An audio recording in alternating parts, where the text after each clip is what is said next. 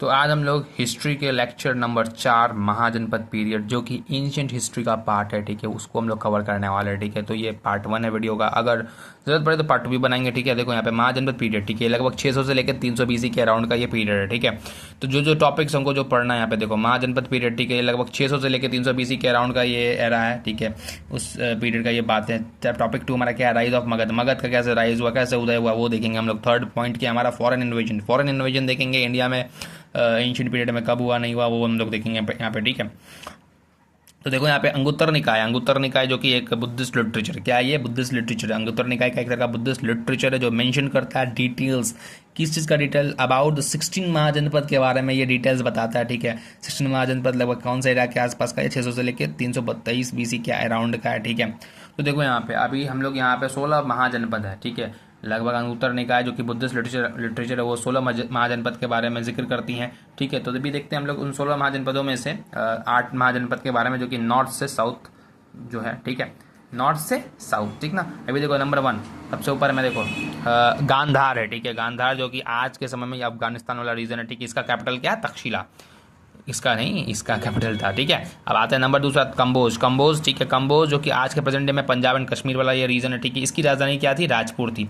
Number 3 है कुरु जो कि आज के समय में पंजाब एंड हरियाणा वाला ये रीजन है। ठीक है, इसका कैपिटल था इंद्रप्रस्थ जो कि दिल्ली वाला रीजन है। ठीक है, नंबर 4 आता है मत्स्य यानी कि ईस्ट राजस्थान वाला ये पोर्शन है, ईस्ट राजस्थान वाला ये पोर्शन है, इसका राजधानी था कहाँ, विराटनगर। नंबर 5 पे आते हैं सूरसेन जो कि आगरा और मथुरा वाला रीजन है। ठीक है, और इसकी राजधानी क्या थी, मथुरा थी। ठीक है, नंबर 6 हम लोग आते हैं। ठीक है, नंबर 6 पे छेदी, ठीक है, जो कि बुंदेलखंड वाला ये रीजन है। ठीक है, और इसकी राजधानी थी शक्तिमती।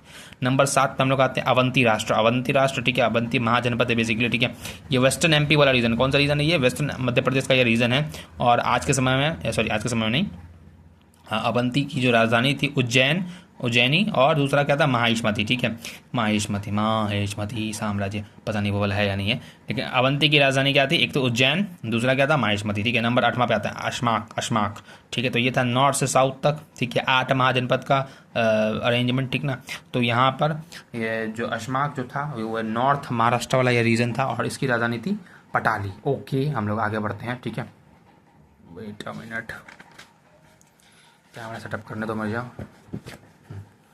हो गया सेटअप। ठीक है, चलो अब हम लोग आते हैं। ठीक है, वो तो था नॉर्थ से साउथ। अब हम लोग और 8 महाजनपदों को देखेंगे। ठीक है, क्योंकि 16 महाजनपद थे।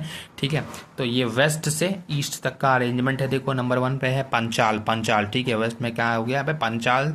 ठीक है, पंचाल जो कि प्रेजेंट डे एरिया, ये कौन सा है, वेस्ट यूपी वाला ये पोर्शन है। ठीक है, इसकी 2 राजधानियां थी, अहिचित्र और कामपिल्य।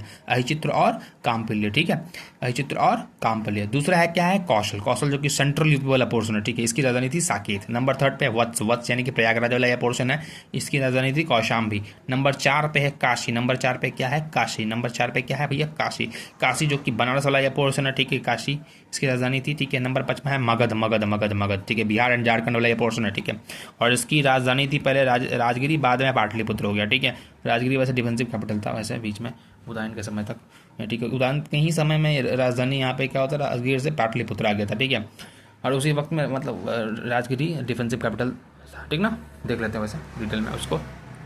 नंबर 6 पे आते हैं हम लोग अंग जो कि ईस्टर्न बिहार एंड बंगाल वाला पोर्शन है। ठीक है, और इसकी राजधानी थी चंपा।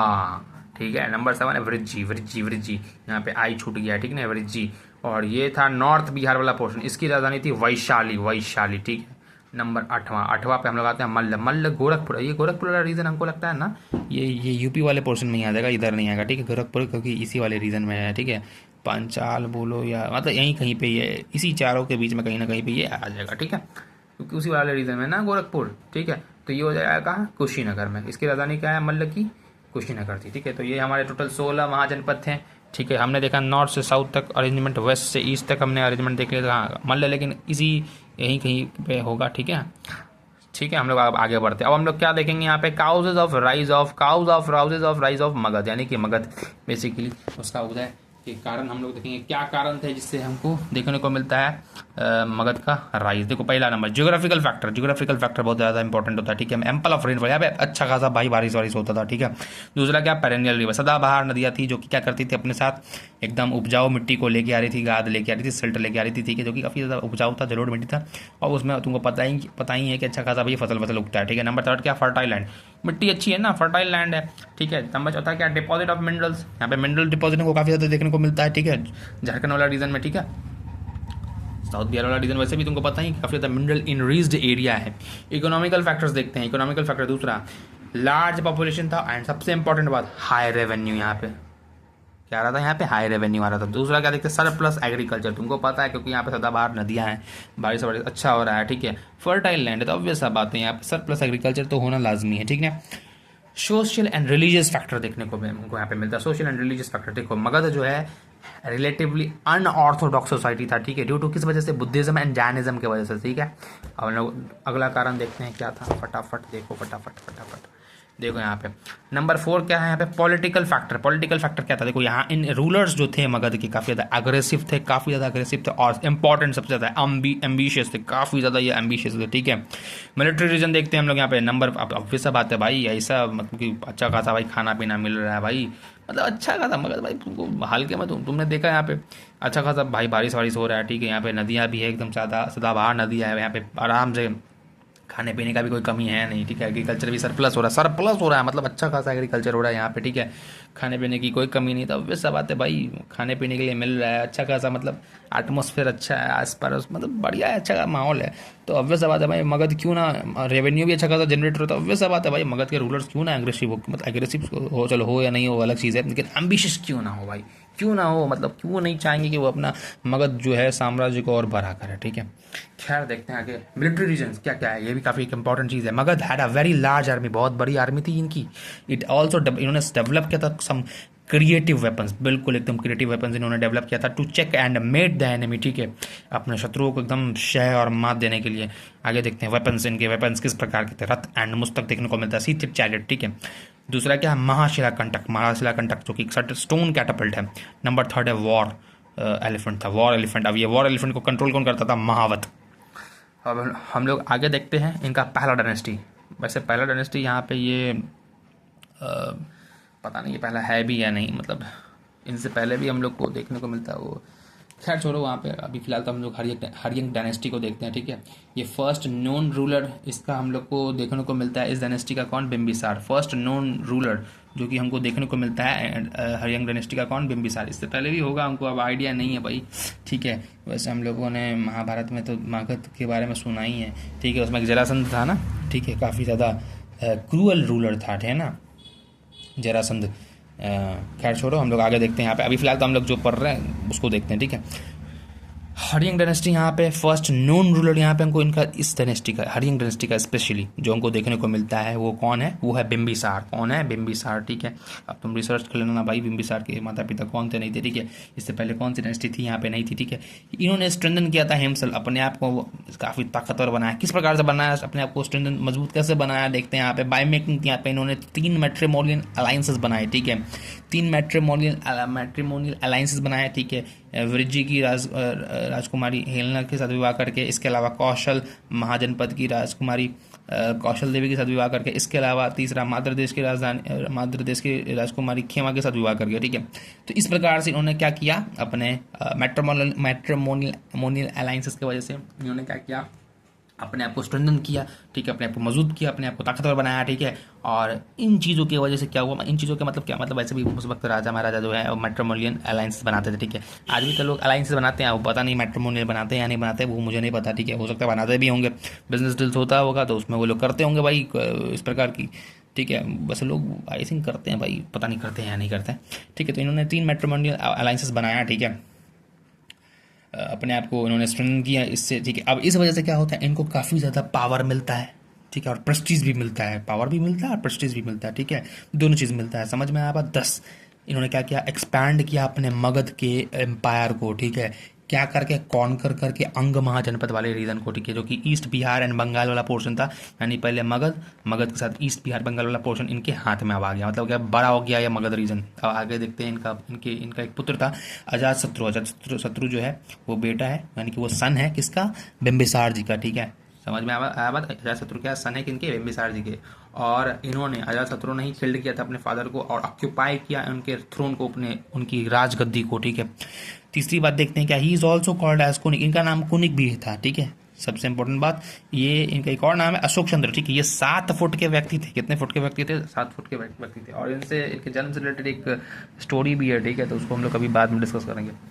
अब आगे आते हैं, अजातशत्रु के बाद कौन था, देखो यहाँ पे अजातशत्रु का क्या यहाँ पे ग्रेट सक्सेस देखने को मिलता है। एक मिनट रुक जाओ, तो एडजस्ट करने दो कैमरा को, रुको 2 मिनट भाई, रुको जाओ, सेट करने दो उनको इसको। हो गया सेट।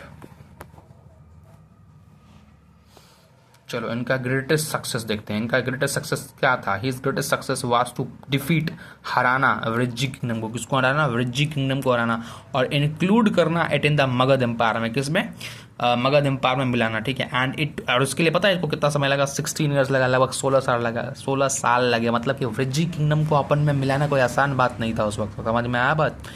ऐसा नहीं था कि भाई गए हमला कर दिया तुरंत मिल गया, ठीक है। मतलब इनको ये करने में, वृज्जी किंगडम को अपन में मिलाने में 16 ईयर लगा, मतलब आसान नहीं था ये करना।